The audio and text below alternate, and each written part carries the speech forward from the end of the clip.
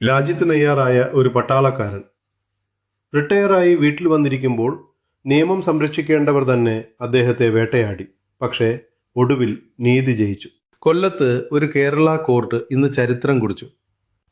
Malicious prosecution, അതായത് ദുരുദ്ദേശത്തോടെ ഒരാളെ കള്ളക്കേസിൽ കുടുക്കിയതിന് പോലീസിനെതിരെ 5 ലക്ഷം നഷ്ടപരിഹാരം വിധിച്ചു. ഈ വിധി നിങ്ങൾ അറിഞ്ഞിരിക്കണം. കാരണം ഇത് നിങ്ങളുടെയും കഥയാകാം. കൊല്ലം ജില്ലയിൽ ജീവിക്കുന്ന ഈ റിട്ടയേർഡ് ആർമി ഓഫീസർ രാജ്യത്തിന് വേണ്ടി വർഷങ്ങൾ സേവനം ചെയ്ത് ജീവിതം ഒരു ലക്ഷ്യത്തോടെ നയിച്ചയാൾ. ആർജവത്തോടെ, ആദർശത്തോടെ ഒരു യഥാർത്ഥ ഭടൻ. പക്ഷേ റിട്ടയർമെന്റിന് ശേഷം ഒരു ദിവസം കൊല്ലം പോലീസ് അദ്ദേഹത്തിൻ്റെ ജീവിതം ആകെ മറിച്ചിടുകയായി. ഒരു കേസ്, ഒരു FIR, ഒരു ആരോപണം, അടിസ്ഥാനമില്ലാത്ത ദുരുദ്ദേശത്തോടെ ചമച്ച ഒന്ന്. കോട്ടുകൾ, dates, advocate fees, mental trauma. ഒരു സൈനികൻ, ശത്രുക്കൾക്ക് മുന്നിൽ ഒരിക്കലും തലകുനിക്കാത്ത ആ മനുഷ്യൻ ഇപ്പോൾ സ്വന്തം നാട്ടിൽ സ്വന്തം ഭരണകൂടത്തിൻ്റെ ചെളി ആരോപണങ്ങൾക്ക് മുന്നിൽ നിൽക്കേണ്ടി വന്നു. ഇതൊക്കെ ഒരാൾക്ക് ചെയ്യും. ആ ഒരാൾ പോലീസാണെങ്കിൽ ഇനി ആരാണ് സംരക്ഷിക്കുക? ആ ചോദ്യത്തിന് ഉത്തരം നൽകിയത് കേരള കോർട്ടാണ്. ഇനി നമ്മൾ മനസ്സിലാക്കണം, മലീഷ്യസ് പ്രോസിക്യൂഷൻ എന്നാൽ എന്ത്? ഒരാളെ കേസിൽ കൊടുക്കുന്നതൊന്നും മലീഷ്യസ് പ്രോസിക്യൂഷൻ അല്ല. പക്ഷേ ദുരുദ്ദേശത്തോടെ, ന്യായമായ കാരണമേതുമില്ലാതെ ആരെയെങ്കിലും പ്രോസിക്യൂട്ട് ചെയ്താൽ അതാണ് മലീഷ്യസ് പ്രോസിക്യൂഷൻ. ഈ കേസ് പ്രൂവ് ചെയ്യാൻ 5 കാര്യങ്ങൾ വേണം. 1. പ്രോസിക്യൂഷൻ ഉണ്ടായി. 2. അത് ഡിഫൻഡന്റ് ആരംഭിച്ചു. 3. അത് പ്ലെയിൻറ്റിഫിന്റെ ഫേവറിൽ അവസാനിച്ചു. 4. പ്രൊബബിൾ കോസ് ഇല്ലായിരുന്നു. 5. മാലീസ് ഉണ്ടായിരുന്നു. ഈ കേസിൽ കോർട്ട് കണ്ടെത്തിയത് ഈ 5ഉം ഉണ്ടായിരുന്നു എന്നാണ്. അതാണ് 5 ലക്ഷം കോമ്പൻസേഷന്റെ ആധാരം. ഇനി ഈ ജഡ്ജ്മെന്റിന്റെ സിഗ്നിഫിക്കൻസ് എന്ത്? ഇന്ത്യയിൽ പോലീസിനെതിരെ സിവിൽ ഡാമേജസ് നേടുക എക്സ്ട്രോഡിനറിയാണ്. ഭൂരിഭാഗം ആളുകളും ഭയം മൂലം കേസസ് വിട്ടുകളയും. സിസ്റ്റംസിൽ ഫെയ്ത്ത് ഇല്ലെന്ന് കരുതി റിസൈൻ ചെയ്യും. പക്ഷേ ഈ ആർമി ഓഫീസർ ഫൈറ്റ് ചെയ്തു, ജയിച്ചു. ഇത് ഒരു ഇൻഡിവിജ്വൽ വിക്ടറി അല്ല. ഇത് ഓരോ സാധാരണ പൗരനും ഒരു മെസ്സേജാണ്. നിങ്ങൾക്കും റൈറ്റ്സ് ഉണ്ട്. സിസ്റ്റമിനെ ചാലഞ്ച് ചെയ്യാം.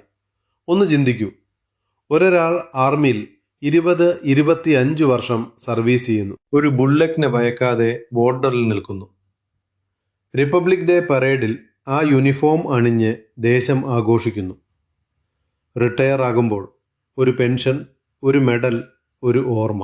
ആ ഓർമ്മകളുമായി ജീവിക്കുന്ന സമയത്ത് നിങ്ങൾ ക്രിമിനലാണ് എന്ന് ഒരു FIR വന്ന് പറഞ്ഞാൽ ആ നൊമ്പരം, ആ ഹ്യൂമിലിയേഷൻ 5 ലക്ഷം കൊണ്ട് മാറ്റാൻ കഴിയില്ല.